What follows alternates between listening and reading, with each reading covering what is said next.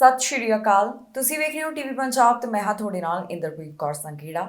ਖਬਰਾਂ ਦੇ ਇਸ ਬੁਲੇਟਿਨ ਵਿੱਚ ਤੁਹਾਡਾ ਸਵਾਗਤ ਹੈ। ਸਭ ਤੋਂ ਪਹਿਲਾਂ ਨਜ਼ਰ ਮਾਰਦੇ ਹਾਂ ਹੈਡਲਾਈਨਸ ਤੇ। ਕੈਨੇਡਾ ਵਾਲੇ ਮੰਗ ਰਹੀ ਇਮੀਗ੍ਰੇਸ਼ਨ ਦੇ ਵਿੱਚ ਵਾਧਾ ਇਸ ਤਰ੍ਹਾਂ ਵੱਧ ਹੋਵੇਗੀ ਆਬਾਦੀ। 2 ਸੂਬਿਆਂ ਤੋਂ ਇਮੀਗ੍ਰੇਸ਼ਨ ਬਾਰੇ ਚੰਗੀ ਖਬਰ। ਡਰਾਅ ਦੇ ਵਿੱਚ ਕਈਆਂ ਨੂੰ ਮਿਲੇ ਸੱਦੇ। ਓਨਟਾਰੀਓ ਵਿੱਚ ਸਕੂਲ ਹੋਣਗੇ ਬੰਦ। ਐਜੂਕੇਸ਼ਨ ਵਰਕਰਾਂ ਦੀ ਸਰਕਾਰ ਤੋਂ ਮੰਗ। ਟਰੂਡੋ ਨੇ ਕਿਸ ਦਾ ਦਿੱਤਾ ਸਾਥ। ਈਰਾਨ ਦੀਆਂ ਔਰਤਾਂ ਬਾਰੇ ਜਾਰੀ ਕੀਤਾ ਬਿਆਨ। ਕੈਨੇਡੀਅਨਸ ਚਾਹੁੰਦੇ ਨੇ ਕਿ ਕੈਨੇਡਾ ਦੇ ਵਿੱਚ ਇਮੀਗ੍ਰੇਸ਼ਨ ਹੋਰ ਵੀ ਵੱਧ ਕੀਤਾ ਜਾਵੇ। ਜੀ ਹਾਂ, ਵੱਡੀ ਗਿਣਤੀ ਕੈਨੇਡੀਅਨਸ ਦੀ ਮੰਗ ਹੈ ਕਿ ਇਮੀਗ੍ਰੇਸ਼ਨ ਦੇ ਵਿੱਚ ਵਾਧਾ ਹੋਣਾ ਚਾਹੀਦਾ ਹੈ, ਕਿਉਂਕਿ ਉਹ ਚਾਹੁੰਦੇ ਨੇ ਕਿ ਇਸ ਦੇ ਨਾਲ ਹੀ ਕੈਨੇਡਾ ਦੀ ਆਬਾਦੀ ਵੱਧ ਹੋਵੇਗੀ। ਇਸ ਬਾਰੇ ਇੱਕ ਸਰਵੇ ਕਰਵਾਇਆ ਗਿਆ, ਜਿਸ ਦੇ ਵਿੱਚ ਕਾਫੀ ਗੱਲਾਂ ਨਿਕਲ ਕੇ ਸਾਹਮਣੇ ਆਈਆਂ। ਕੈਨੇਡਾ ਵਾਸੀ ਇਮੀਗ੍ਰੇਸ਼ਨ ਵਿੱਚ ਵਾਧਾ ਚਾਹੁੰਦੇ ਹਨ। ਜੀ ਹਾਂ, ਕੈਨੇਡਾ ਦੇ ਵਿੱਚ ਵੱਡੀ ਗਿਣਤੀ ਲੋਕ ਅਜਿਹੇ ਨੇ ਜਿਨ੍ਹਾਂ ਦਾ ਕਹਿਣਾ ਹੈ ਕਿ ਇਮੀਗ੍ਰੇਸ਼ਨ ਨੂੰ ਵਧਾਉਣਾ ਚਾਹੀਦਾ ਹੈ, ਕਿਉਂਕਿ ਇਸ ਨਾਲ ਕੈਨੇਡਾ ਦੀ ਪੋਪੂਲੇਸ਼ਨ ਦੇ ਉੱਪਰ ਅਸਰ ਪਵੇਗਾ। ਹੁਣ ਇਸ ਬਾਰੇ ਇੱਕ ਤਾਜ਼ਾ ਜੋ ਸਰਵੇ ਕਰਵਾਇਆ ਗਿਆ, ਉਸ ਦੇ ਅੰਕੜੇ ਸਾਹਮਣੇ ਆਏ ਨੇ। ਇਸ ਸਰਵੇ ਦੇ ਵਿੱਚ 2000 ਕੈਨੇਡੀਅਨਸ ਨੂੰ ਸ਼ਾਮਿਲ ਕੀਤਾ ਗਿਆ।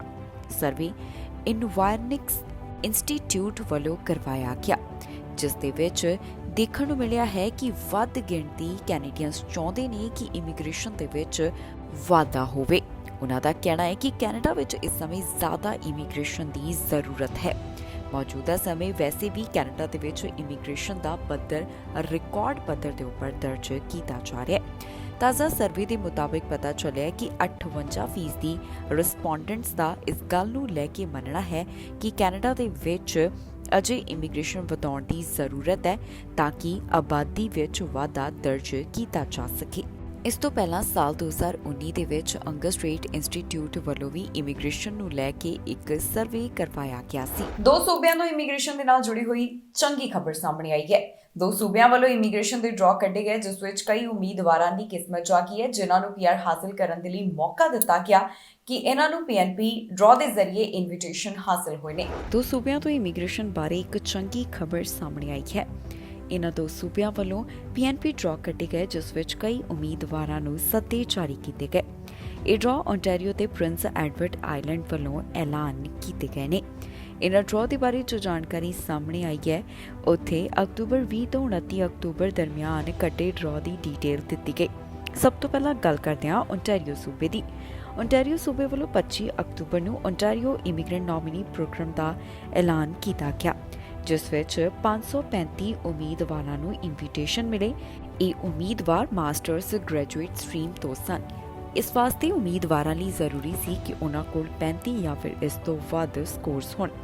ਇਸ ਤੋਂ ਇਲਾਵਾ ਸੂਬੇ ਵੱਲੋਂ PhD ਗ੍ਰੈਜੂਏਟ ਸਟਰੀਮ ਨਾਲ ਜੁੜੇ ਹੋਏ 106 ਉਮੀਦਵਾਰਾਂ ਨੂੰ ਸੱਦੇ ਦਿੱਤੇ ਤੇ ਉਹਨਾਂ ਨੂੰ ਘੱਟੋ ਘੱਟ 24 ਪੁਆਇੰਟਸ ਦੀ ਜ਼ਰੂਰਤ ਰਹੀ। ਦੱਸ ਦਈਏ ਕਿ ਇਸ ਕੈਟਾਗਰੀ ਦੇ ਵਿੱਚ 30 ਅਗਸਤ ਤੋਂ ਬਾਅਦ ਕੱਢਿਆ ਇਹ ਪਹਿਲਾ ਡਰਾਅ ਸੀ। ਹੁਣ ਜਿਹੜੇ ਉਮੀਦਵਾਰਾਂ ਨੂੰ ਸੱਦੇ ਹਾਸਿਲ ਹੋਏ, ਉਹਨਾਂ ਵਾਸਤੇ ਕੁਝ ਸ਼ਰਤਾਂ ਵੀ ਰੱਖੀਆਂ ਗਈਆਂ। ਇਹ ਸ਼ਰਤਾਂ ਕੁਝ ਇਸ ਤਰ੍ਹਾਂ ਸਨ। ਉਮੀਦਵਾਰਾਂ ਲਈ ਜ਼ਰੂਰੀ ਸੀ ਕਿ ਉਹਨਾਂ ਕੋਲ ਓਨਟਾਰੀਓ ਦੀ ਕਿਸੇ ਯੂਨੀਵਰਸਿਟੀ ਦੀ ਮਾਸਟਰ ਡਿਗਰੀ ਹੋਵੇ। ਉਹਨਾਂ ਵਾਸਤੇ ਲੈਂਗੁਏਜ ਰਿਕੁਆਇਰਮੈਂਟ CLB ਲੈਵਲ 7 ਜਾਂ ਫਿਰ ਇਸ ਤੋਂ ਵੱਧ ਦੀ ਜ਼ਰੂਰਤ ਸੀ। ਉਮੀਦਵਾਰਾਂ ਲਈ ਇਹ ਲਾਜ਼ਮੀ ਰਿਹਾ ਕਿ ਉਹ ਓਨਟਾਰੀਓ ਵਿੱਚ ਰਹਿੰਦੇ ਹੋਣ। ਦੱਸ ਦਈਏ ਕਿ ਹੁਣ ਤੱਕ ਓਨਟਾਰੀਓ ਸੂਬੇ ਵੱਲੋਂ ਕਈ PNP ਡਰਾਅ ਕੱਢੇ ਗਏ ਨੇ। ਕੁੱਲ ਇਸ ਸਾਲ ਦੌਰਾਨ ਹੁਣ ਤੱਕ 9750 ਉਮੀਦਵਾਰਾਂ ਨੂੰ ਇਨਵੀਟੇਸ਼ਨ ਇਸ ਸੂਬੇ ਵੱਲੋਂ ਜਾਰੀ ਕੀਤੇ ਜਾ ਚੁੱਕੇ ਹਨ। ਇਸ ਤੋਂ ਬਾਅਦ ਗੱਲ ਕਰਦੇ ਹਾਂ ਪ੍ਰਿੰਸ ਐਡਵਰਡ ਆਈਲੈਂਡ ਦੀ। ਇਸ ਸੂਬੇ ਵੱਲੋਂ 20 ਅਕਤੂਬਰ ਨੂੰ ਪ੍ਰਿੰਸ ਐਡਵਰਡ ਆਈਲੈਂਡ ਪ੍ਰੋਗਰਾਮ ਦਾ ਐਲਾਨ ਕੀਤਾ ਗਿਆ, ਜਿਸ ਵਿੱਚ ਲੇਬਰ ਅਤੇ ਐਕਸਪ੍ਰੈਸ ਐਂਟਰੀ ਸਟਰੀਮਸ ਦੇ ਰਾਹੀਂ 194 ਉਮੀਦਵਾਰਾਂ ਦੀ ਕਿਸਮਤ ਜਾਗੀ ਤੇ ਬਿਜ਼ਨਸ ਦੇ ਨਾਲ ਜੁੜੇ ਹੋਏ 10 ਉਮੀਦਵਾਰ ਦੱਸੇ ਗਏ ਨੇ। ਇਸ ਤੋਂ ਇਲਾਵਾ ਦੱਸਿਆ ਜਾ ਰਿਹਾ ਹੈ ਕਿ 204 ਸੱਦੇ ਵੀ ਉਹਨਾਂ ਵੱਲੋਂ ਇੱਕ ਕੈਟਾਗਰੀ ਦੇ ਰਾਹੀਂ ਜਾਰੀ ਕੀਤੇ ਗਏ ਤੇ ਘੱਟੋ ਘੱਟ 72 ਪੁਆਇੰਟਸ ਦੀ ਜ਼ਰੂਰਤ ਰਹੀ। ਵੈਨਕੂਵਰ ਪੁਲਿਸ ਵੱਲੋਂ ਦੱਸਿਆ ਗਿਆ ਕਿ ਜਸ਼ਨ ਮਨਾ ਰਹੇ 5 ਜਾਣਿਆਂ ਤੇ ਚਾਕੂ ਨਾਲ ਹਮਲਾ ਕੀਤਾ ਗਿਆ। ਜ਼ਿਆਦਾਤਰ ਜਿਹੜੇ ਪੀੜਤ ਨੇ, ਉਹਨਾਂ ਦੀ ਉਮਰ 20 ਸਾਲ ਦੇ ਕਰੀਬ ਦੱਸੀ ਜਾ ਰਹੀ ਹੈ, ਜੋ ਕਿ ਹੈਲੋਵਿਨ ਦਾ ਜਸ਼ਨ ਮਨਾ ਰਹੇ ਸਨ ਤੇ ਉਹਨਾਂ ਉੱਪਰ ਚਾਕੂ ਨਾਲ ਹਮਲਾ ਕਰ ਦਿੱਤਾ ਗਿਆ। ਫਿਲਹਾਲ ਪੀੜਤਾਂ ਦੀ ਪਹਿਚਾਣ ਨਹੀਂ ਦੱਸੀ ਗਈ। ਪੁਲਿਸ ਮਾਮਲੇ ਦੀ ਜਾਂਚ ਕਰ ਰਹੀ ਹੈ। ਹੈਲੋਵਿਨ ਦਾ ਜਸ਼ਨ ਮਨਾਉਣ ਵਾਲੇ 5 ਜਾਣਿਆਂ ਤੇ ਚਾਕੂ ਨਾਲ ਹਮਲਾ ਕੀਤੇ ਜਾਣ ਦੀ ਖਬਰ ਸਾਹਮਣੇ ਆਈ। ਇਸ ਬਾਰੇ ਵੈਨਕੂਵਰ ਪੁਲਿਸ ਵੱਲੋਂ ਸਾਰੀ ਡਿਟੇਲ ਜਨਤਕ ਕੀਤੀ ਗਈ ਹੈ। ਉਹਨਾਂ ਦਾ ਕਹਿਣਾ ਹੈ ਕਿ ਹੈਲੋਵਿਨ ਮੌਕੇ ਕੁਝ ਲੋਕ ਜਸ਼ਨ ਮਨਾ ਰਹੇ ਸਨ ਜਿਸ ਤੋਂ ਬਾਅਦ 5 ਜਾਣੇ ਚਾਕੂ ਲੱਗਣ ਕਾਰਨ ਜ਼ਖਮੀ ਹੋਏ ਹਨ। ਪਹਿਲੀ ਅਪਡੇਟ ਪੁਲਿਸ ਵੱਲੋਂ ਜਨਤਕ ਕਰਦਿਆਂ ਕਿਹਾ ਗਿਆ ਕਿ ਇਹ ਘਟਨਾ 1:30 ਦੇ ਕਰੀਬ ਵਾਈਟ ਰੌਕ ਤੋਂ ਸਾਹਮਣੇ ਆਈ, ਜਿੱਥੇ 3 ਜਾਣੇ ਚਾਕੂ ਲੱਗਣ ਕਾਰਨ ਜ਼ਖਮੀ ਹੋਏ। ਕੁਝ ਲੋਕਾਂ ਦਾ ਆਪਸ ਦੇ ਵਿੱਚ ਔਕ ਸਟਰੀਟ ਤੇ ਵੈਸਟ ਬ੍ਰੌਡਵੇ ਦੇ ਨੇੜੇ ਝਗੜਾ ਹੋ ਗਿਆ, ਜਿਸ ਤੋਂ ਬਾਅਦ ਗੱਲ ਇੱਥੋਂ ਤੱਕ ਪਹੁੰਚ ਗਈ ਕਿ 3 ਜਾਣੇ ਚਾਕੂ ਲੱਗਣ ਕਾਰਨ ਜ਼ਖਮੀ ਹੋ ਗਏ। ਇਹਨਾਂ ਵਿੱਚੋਂ 2 ਨੂੰ ਹਸਪਤਾਲ ਦੇ ਵਿੱਚ ਭਰਤੀ ਕਰਵਾਇਆ ਗਿਆ, ਜਿਨ੍ਹਾਂ ਦਾ ਇਸ ਸਮੇਂ ਇਲਾਜ ਚੱਲ ਰਿਹਾ ਹੈ। ਇਸ ਘਟਨਾ ਨੂੰ ਬੀਤਿਆਂ ਅਜੇ ਕੁਝ ਹੀ ਸਮਾਂ ਹੋਇਆ ਸੀ ਕਿ ਇੱਕ ਹੋਰ ਮਾਮਲਾ ਪੁਲਿਸ ਦੇ ਸਾਹਮਣੇ ਆਇਆ, ਜਿੱਥੇ ਕੁਝ ਲੋਕਾਂ ਦਾ ਆਪਸ ਦੇ ਵਿੱਚ ਗ੍ਰੈਂਡਰੇ ਸਟਰੀਟ ਨੇੜੇ ਝਗੜਾ ਹੋਇਆ, ਜਿਸ ਤੋਂ ਬਾਅਦ 2 ਜਾਣਿਆਂ ਦੇ ਉੱਪਰ ਚਾਕੂ ਨਾਲ ਹਮਲਾ ਕਰ ਦਿੱਤਾ ਗਿਆ। ਇਹਨਾਂ ਦੋਨਾਂ ਨੂੰ, ਜਿਨ੍ਹਾਂ ਦੀ ਉਮਰ 20 ਸਾਲ ਦੇ ਕਰੀਬ ਦੱਸੀ ਗਈ, ਹਸਪਤਾਲ ਦੇ ਵਿੱਚ ਭਰਤੀ ਕਰਵਾਇਆ ਗਿਆ, ਜਿਨ੍ਹਾਂ ਤੇ ਚਾਕੂ ਲੱਗਣ ਕਾਰਨ ਜ਼ਖਮ ਦੇਖਣ ਨੂੰ ਮਿਲੇ। ਫਿਲਹਾਲ ਸਸਪੈਕਟਸ ਦੀ ਅਜੇ ਪਹਿਚਾਣ ਪੁਲਿਸ ਅਧਿਕਾਰੀਆਂ ਵੱਲੋਂ ਜਨਤਕ ਨਹੀਂ ਕੀਤੀ ਗਈ। ਉਹਨਾਂ ਵੱਲੋਂ ਇਹਨਾਂ ਘਟਨਾਵਾਂ ਦੀ ਸੰਬੰਧ ਦੇ ਵਿੱਚ ਜਾਂਚ ਪੜਤਾਲ ਕੀਤੀ ਜਾ ਰਹੀ ਹੈ, ਜਿੱਥੇ ਚਾਕੂ ਲੱਗਣ ਦੇ ਕਾਰਨ 5 ਜਾਣੇ ਜ਼ਖਮੀ ਹੋ ਗਏ। ਇਹਨਾਂ 5 ਪੀੜਤਾਂ ਦੀ ਪਹਿਚਾਣ ਵੀ ਅਜੇ ਜਨਤਕ ਨਹੀਂ ਕੀਤੀ ਗਈ ਤੇ ਨਾ ਹੀ ਸਸਪੈਕਟਸ ਬਾਰੇ ਅਜੇ ਪੁਲਿਸ ਵੱਲੋਂ ਦੱਸਿਆ ਗਿਆ। ਪ੍ਰਧਾਨ ਮੰਤਰੀ ਜਸਟਿਨ ਟਰੂਡੋ ਵੱਲੋਂ ਦੱਸਿਆ ਗਿਆ ਹੈ ਕਿ ਉਹ ਕਿਹਨਾਂ ਦੇ ਨਾਲ ਹਨ, ਕਿਸ ਦਾ ਸਾਥ ਦੇਣ ਦੀ ਗੱਲ ਪ੍ਰਧਾਨ ਮੰਤਰੀ ਨੇ ਕਹੀ ਹੈ। ਇਸ ਬਾਰੇ ਉਹਨਾਂ ਨੇ ਸੋਸ਼ਲ ਮੀਡੀਆ ਪਲੇਟਫਾਰਮ ਦੇ ਉੱਪਰ ਵੀ ਵੀਡੀਓ ਜਾਰੀ ਕੀਤੀ। ਦਰਅਸਲ ਇਸ ਮੌਕੇ ਪ੍ਰਧਾਨ ਮੰਤਰੀ ਨੇ ਈਰਾਨ ਦੀਆਂ ਔਰਤਾਂ ਦਾ ਜ਼ਿਕਰ ਕੀਤਾ ਤੇ ਉਹਨਾਂ ਦੇ ਹੱਕ ਦੇ ਵਿੱਚ ਬੋਲਦੇ ਹੋਏ ਦਿਖਾਈ ਦਿੱਤੇ। ਪ੍ਰਧਾਨ ਮੰਤਰੀ ਜਸਟਿਨ ਟਰੂਡੋ ਵੱਲੋਂ ਅੱਜ ਇੱਕ ਵੱਡਾ ਬਿਆਨ ਜਾਰੀ ਕੀਤਾ ਗਿਆ। ਉਹਨਾਂ ਨੇ ਕਹਿ ਦਿੱਤਾ ਹੈ ਕਿ ਈਰਾਨ ਦੀਆਂ ਔਰਤਾਂ ਦੇ ਨਾਲ ਅਸੀਂ ਖੜੇ ਹਾਂ ਤੇ ਈਰਾਨ ਦੀਆਂ ਇਹਨਾਂ ਔਰਤਾਂ ਵਾਸਤੇ ਸਾਡੇ ਵੱਲੋਂ ਲਗਾਤਾਰ ਲੋੜੀਂਦਾ ਕਦਮ ਚੁੱਕੇ ਜਾਣਗੇ। ਪ੍ਰਧਾਨ ਮੰਤਰੀ ਨੇ ਇਸ ਮੌਕੇ ਸੋਸ਼ਲ ਮੀਡੀਆ ਉੱਪਰ ਵੀ ਇਸ ਦੀ ਇੱਕ ਵੀਡੀਓ ਜਾਰੀ ਕੀਤੀ ਹੈ, ਜਿੱਥੇ ਕੀ ਕਹਿਣਾ ਹੈ ਪ੍ਰਧਾਨ ਮੰਤਰੀ ਟਰੂਡੋ ਦਾ, ਆਓ ਤੁਹਾਨੂੰ ਸੁਣਾਉਂਦੇ ਹਾਂ। En ces moments, ces semaines d'action et de rassemblement, à des moments où nous pleurons tous la perte de Mahsa Amini il y a 40 jours et de trop de jeunes filles et de jeunes femmes et de grands-mères depuis, we cry not only for Mahsa Amini and all she represented as a potential and as a future. We cry for every young woman, mother and grandmother who has stepped forward to stand with Mahsa and been cut down by this regime. We stand as Canadians, we stand as citizens of the world to say enough is enough. This has to stop. And we know that the Iranian regime is desperate for all of us to move on, to forget about this, to shrug and say, oh, again, but Iran is always complicated, and go on to the rest of our lives. Well, we are here today like we have been out as Canadians every weekend for the past many days, and we will say today and next week and the week after that and the months after that that we are not stopping, that we will not be quiet. And the women in Iran, the daughters and the grandmothers and the allies and the people who are stepping forward to stand with them, they are not forgotten. Their voices are being heard, and we will amplify those voices, and we will echo those voices back to them, and we will continue to do everything we can. Ontario ਦੇ ਵਿੱਚ ਜੋ ਹੜਤਾਲ ਦਾ ਮੁੱਦਾ ਇੱਕ ਪਾਸੇ ਤਾਂ ਸਰਕਾਰ ਨੂੰ ਉਸ ਦੇ ਉੱਪਰ ਘੇਰਿਆ ਜਾ ਰਿਹਾ ਹੈ, ਪਰ ਦੂਜੇ ਪਾਸੇ ਓਨਟਾਰੀਓ ਦੇ ਪ੍ਰੀਮੀਅਰ ਡਗ ਫੋਰਡ ਕੱਦੂ ਦੇ ਉੱਪਰ ਆਪਣੀ ਕਲਾਕਾਰੀ ਦਿਖਾ ਰਹੇ ਹਨ। ਉਹਨਾਂ ਵੱਲੋਂ ਸੋਸ਼ਲ ਮੀਡੀਆ ਪਲੇਟਫਾਰਮ ਦੇ ਉੱਪਰ ਇੱਕ ਵੀਡੀਓ ਜਾਰੀ ਕੀਤੀ ਗਈ, ਜਿੱਥੇ ਉਹਨਾਂ ਨੇ ਦੱਸਿਆ ਹੈ ਕਿ ਕੱਦੂ ਦੇ ਉੱਪਰ ਤੁਸੀਂ ਕਿਵੇਂ ਆਪਣੀ ਕਲਾਕਾਰੀ ਦਿਖਾ ਸਕਦੇ ਹੋ। ਕੱਦੂ ਦੇ ਉੱਪਰ ਡਿਜ਼ਾਈਨਿੰਗ ਕਰਦੇ ਹੋਏ ਡਗ ਫੋਰਡ ਦਿਖਾਈ ਦਿੱਤੇ ਤੇ ਉਹਨਾਂ ਨੇ ਇਹ ਵੀ ਗੱਲ ਕਹੀ ਹੈ ਕਿ ਜਦੋਂ ਤੁਸੀਂ ਇਸ ਤਰ੍ਹਾਂ ਦੀ ਜੋ ਚੀਜ਼ਾਂ ਬਣਾਉਂਦੇ ਹੋ ਕੱਦੂ ਦੇ ਉੱਪਰ, ਤਾਂ ਜਿਹੜੀਆਂ ਛੁਰੀਆਂ ਨੇ ਉਹਨਾਂ ਦਾ ਇਸਤੇਮਾਲ ਬੜੇ ਤਰੀਕੇ ਦੇ ਨਾਲ ਕੀਤਾ ਜਾਵੇ। ਇੱਕ ਪਾਸੇ ਤਾਂ ਓਨਟਾਰੀਓ ਸਰਕਾਰ ਵਰਕਰਾਂ ਦੀ ਹੜਤਾਲ ਰੁਕਵਾਉਣ ਦੀ ਕੋਸ਼ਿਸ਼ ਕਰ ਰਹੀ ਹੈ, ਪਰ ਦੂਜੇ ਪਾਸੇ ਪ੍ਰੀਮੀਅਰ ਡਗ ਫੋਰਡ ਨੇ ਕੁਝ ਅਜਿਹਾ ਕੀਤਾ ਕਿ ਸੋਸ਼ਲ ਮੀਡੀਆ ਉੱਪਰ ਉਸ ਦੀ ਕਾਫੀ ਜ਼ਿਆਦਾ ਚਰਚਾ ਹੋ ਗਈ। ਸੋਸ਼ਲ ਮੀਡੀਆ ਦੇ ਉੱਪਰ ਪ੍ਰੀਮੀਅਰ ਡਗ ਫੋਰਡ ਵੱਲੋਂ ਪੰਪਕਿਨ ਕਾਰਵਿੰਗ ਸਿਖਾਈ ਗਈ ਹੈ, ਜਿੱਥੇ ਉਹ ਕੱਦੂ ਦੇ ਉੱਪਰ ਡਿਜ਼ਾਈਨ ਬਣਾਉਂਦੇ ਹੋਏ ਦਿਖਾਈ ਦਿੱਤੇ। ਉਹਨਾਂ ਵੱਲੋਂ ਟਵਿੱਟਰ ਦੇ ਉੱਪਰ 2.5 ਮਿੰਟ ਦੀ ਵੀਡੀਓ ਸਾਂਝੀ ਕੀਤੀ ਗਈ ਹੈ, ਜਿੱਥੇ ਪ੍ਰੀਮੀਅਰ ਡਗ ਫੋਰਡ ਨੂੰ ਕੱਦੂ ਦੇ ਉੱਪਰ ਡਿਜ਼ਾਈਨ ਬਣਾਉਂਦੇ ਹੋਏ ਦੇਖਿਆ ਜਾ ਸਕਦਾ ਹੈ। ਇਸ ਵੀਡੀਓ ਦੇ ਰਾਹੀਂ ਡਗ ਫੂਡ ਵੱਲੋਂ ਕਿਹਾ ਗਿਆ ਕਿ ਜਦੋਂ ਵੀ ਤੁਸੀਂ ਕਰਦਾਂ ਦੀ ਜਾਂ ਫਿਰ ਚਾਕੂਆਂ ਦੀ ਵਰਤੋਂ ਕਰਦੇ ਹੋ ਤਾਂ ਤੁਹਾਨੂੰ ਸਾਵਧਾਨ ਰਹਿਣ ਦੀ ਜ਼ਰੂਰਤ ਹੈ। ਉਹਨਾਂ ਵੱਲੋਂ ਚੰਗੀ ਤਰ੍ਹਾਂ ਸਿਖਾਇਆ ਗਿਆ ਕਿ ਕੱਦੂ ਦੇ ਉੱਪਰ ਤੁਸੀਂ ਕਿਵੇਂ ਡਿਜ਼ਾਈਨ ਬਣਾ ਸਕਦੇ ਹੋ। Everyone would carve their pumpkin and have a great time. I carried that tradition on with my 4 girls. So we're going to start off with making a little design here. We got to make it scary. So I'm going to carve this. Always be careful with these knives. And my favorite thing to always do is you get your hands in this gucky stuff here. And then separate the seeds. Always do that. And put them on a pan and put some salt all over them and then put them in the oven and you're going to have some great pumpkin seeds. Getting ready for going out to trick or treat and put on all the costumes. And remember back in the day, here I go aging myself, but would get stuff from around the house. I think I was Batman one time. And I like Batman and Superman, all the superheroes. So that was fun. Now we're going to take care of his nose.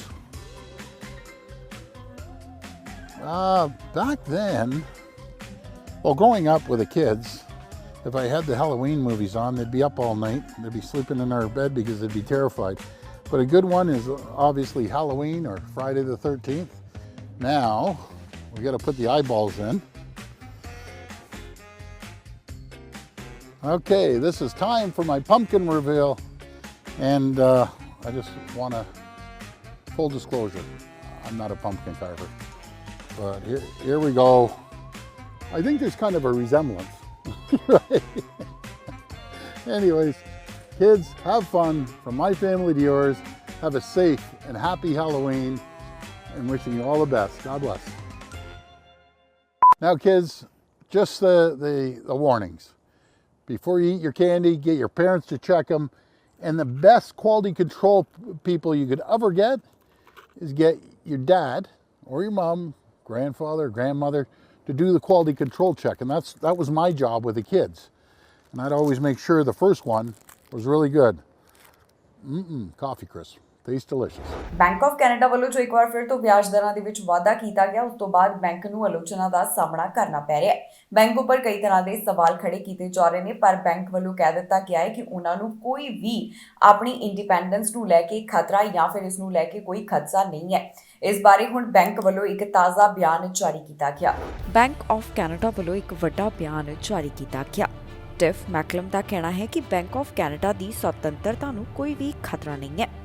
Bank ਵੱਲੋਂ ਹਾਲ ਹੀ ਦੇ ਵਿੱਚ ਵਿਆਜ ਦਰਾਂ ਅੰਦਰ ਵਾਧਾ ਕੀਤਾ ਗਿਆ, ਜੋ ਕਿ ਵਧਾ ਕੇ 3.75% ਕਰ ਦਿੱਤੀਆਂ ਗਈਆਂ ਨੇ। ਦਰਅਸਲ ਸਿਆਸਤਦਾਨਾਂ ਵੱਲੋਂ ਲਗਾਤਾਰ ਆਲੋਚਨਾ ਕੀਤੀ ਜਾ ਰਹੀ ਹੈ। ਇਹਨਾਂ ਆਲੋਚਨਾਵਾਂ ਦੇ ਬਾਵਜੂਦ ਬੈਂਕ ਆਫ ਕੈਨੇਡਾ ਦੇ ਗਵਰਨਰ ਕਹਿੰਦੇ ਹਨ ਕਿ ਉਹਨਾਂ ਨੂੰ ਬੈਂਕ ਦੀ ਸੁਤੰਤਰਤਾ ਬਾਰੇ ਕੋਈ ਵੀ ਖਤਰਾ ਮਹਿਸੂਸ ਨਹੀਂ ਹੋ ਰਿਹਾ।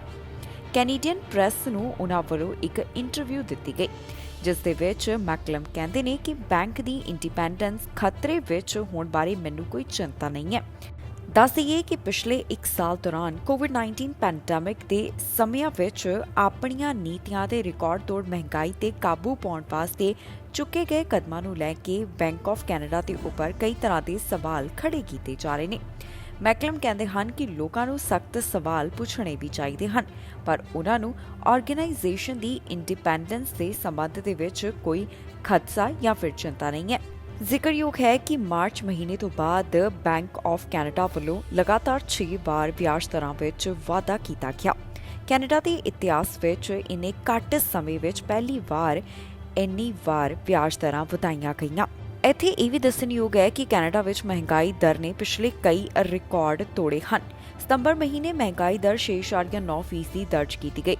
ਜੂਨ ਵਿੱਚ 8.1% ਦੇ ਰਿਕਾਰਡ ਪੱਧਰ ਦੇ ਉੱਪਰ ਪਹੁੰਚਣ ਤੋਂ ਬਾਅਦ ਮਹਿੰਗਾਈ ਦਰ ਹੁਣ ਲਗਾਤਾਰ ਹੇਠਾਂ ਆ ਰਹੀ ਹੈ।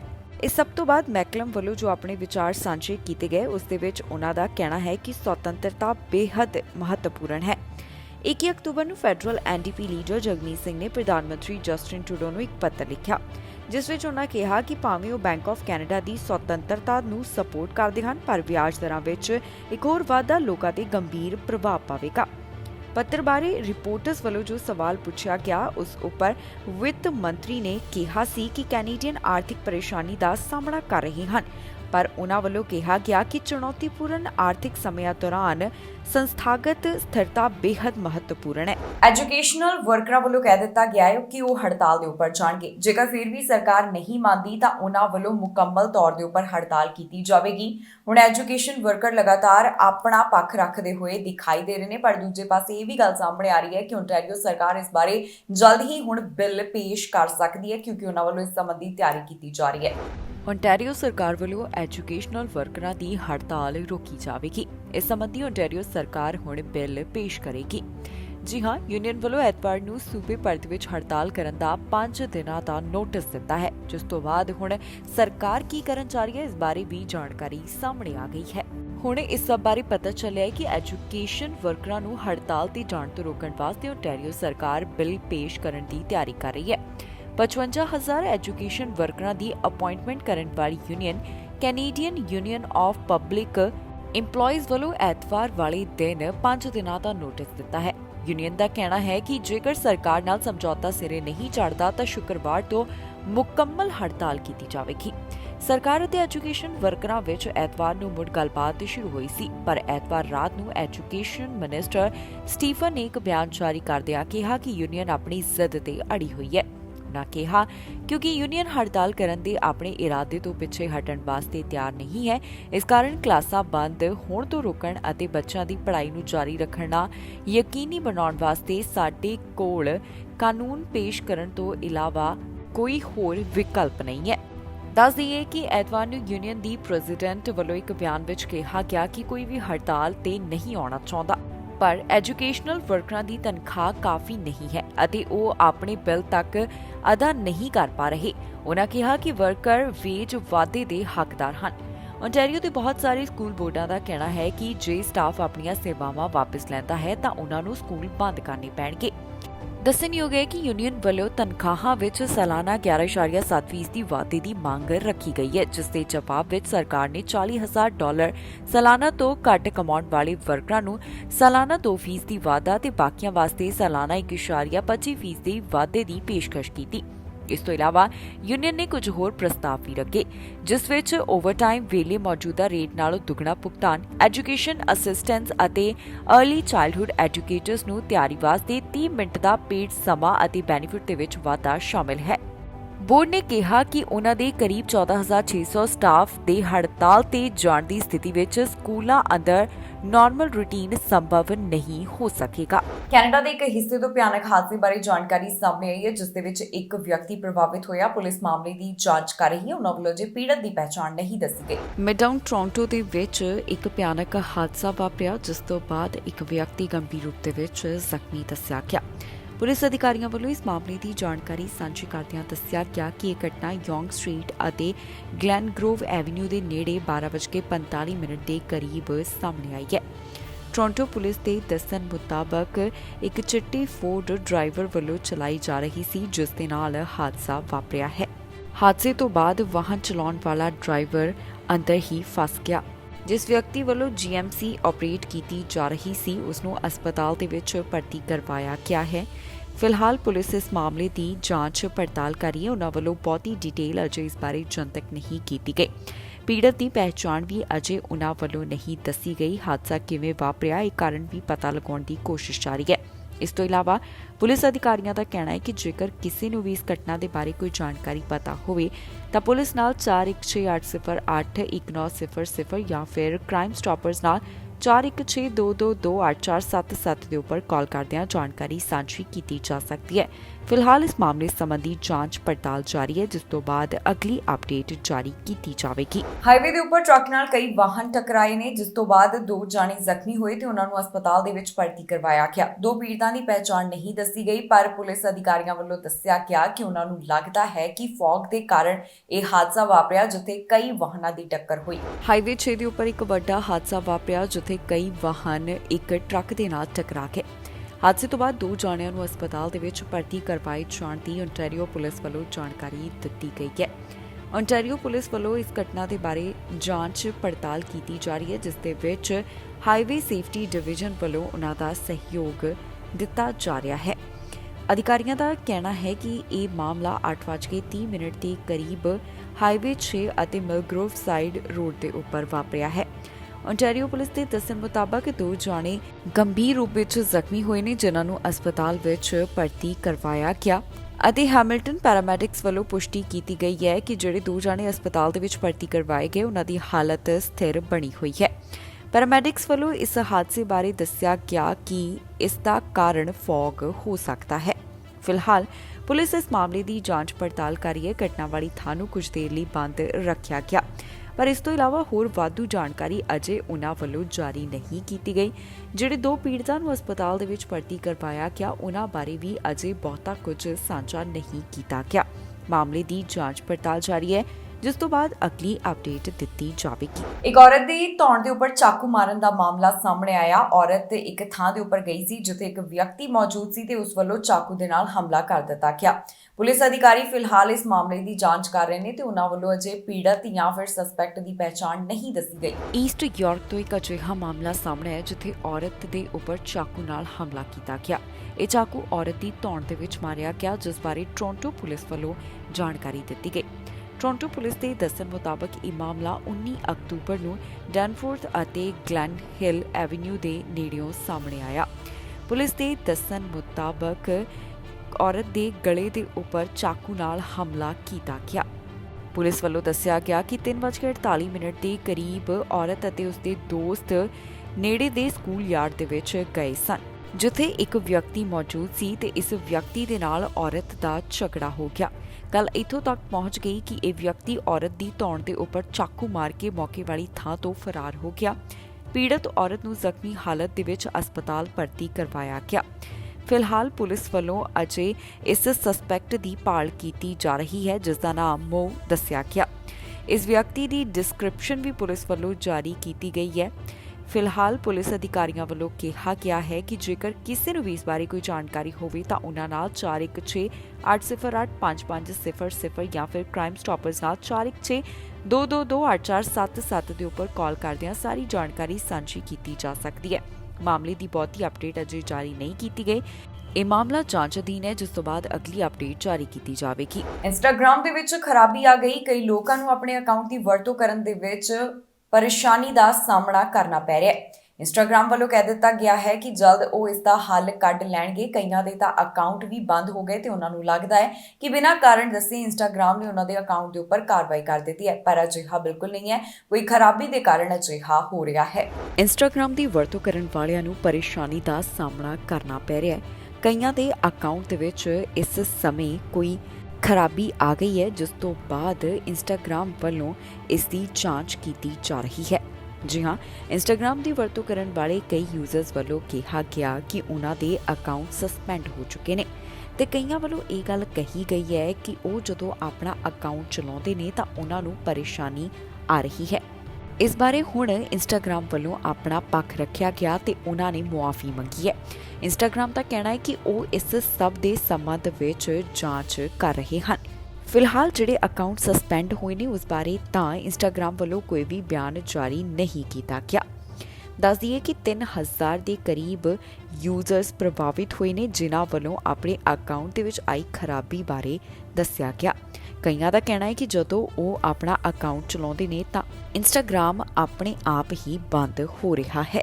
ਇਸ ਸਭ ਬਾਰੇ ਇੰਸਟਾਗ੍ਰਾਮ ਦਾ ਕਹਿਣਾ ਹੈ ਕਿ ਉਹ ਜਾਂਚ ਪੜਤਾਲ ਕਰ ਰਹੇ ਹਨ, ਜਿਸ ਤੋਂ ਬਾਅਦ ਅਗਲੀ ਅਪਡੇਟ ਜਾਰੀ ਕੀਤੀ ਜਾਵੇਗੀ। ਇਸ ਦੇ ਨਾਲ ਹੀ ਜਾਂਦੇ ਇੱਕ ਵਾਰ ਫਿਰ ਤੋਂ ਨਜ਼ਰ ਮਾਰਦੇ ਹਾਂ ਹੈਡਲਾਈਨਸ ਤੇ। ਕੈਨੇਡਾ ਵਾਲੇ ਮੰਗ ਰਹੀ ਇਮੀਗ੍ਰੇਸ਼ਨ ਦੇ ਵਿੱਚ ਵਾਧਾ, ਇਸ ਤਰ੍ਹਾਂ ਵੱਧ ਹੋਵੇਗੀ ਆਬਾਦੀ। 2 ਸੂਬਿਆਂ ਤੋਂ ਇਮੀਗ੍ਰੇਸ਼ਨ ਬਾਰੇ ਚੰਗੀ ਖਬਰ, ਡਰਾਅ ਦੇ ਵਿੱਚ ਕਈਆਂ ਨੂੰ ਮਿਲੇ ਸੱਦੇ। ontario ਵਿੱਚ ਸਕੂਲ ਹੋਣਗੇ ਬੰਦ, ਐਜੂਕੇਸ਼ਨ ਵਰਕਰਾਂ ਦੀ ਸਰਕਾਰ ਤੋਂ ਮੰਗ। ਟਰੂਡੋ ਨੇ ਕਿਸਦਾ ਦਿੱਤਾ ਸਾਥ, ਈਰਾਨ ਦੀਆਂ ਔਰਤਾਂ ਬਾਰੇ ਜਾਰੀ ਕੀਤਾ ਬਿਆਨ। ਖਬਰਾਂ ਦੇ ਇਸ ਬੁਲੇਟਿਨ ਵਿੱਚ ਨਹੀਂ। ਫਿਲਹਾਲ ਮੈਨੂੰ ਇੰਦਰਪ੍ਰੀਤ ਕੌਰ ਸੰਗੇੜਾ ਨੂੰ ਦਿਓ ਇਜਾਜ਼ਤ ਤੇ ਤੁਸੀਂ ਵੇਖਦੇ ਰਹੋ ਟੀਵੀ ਪੰਜਾਬ।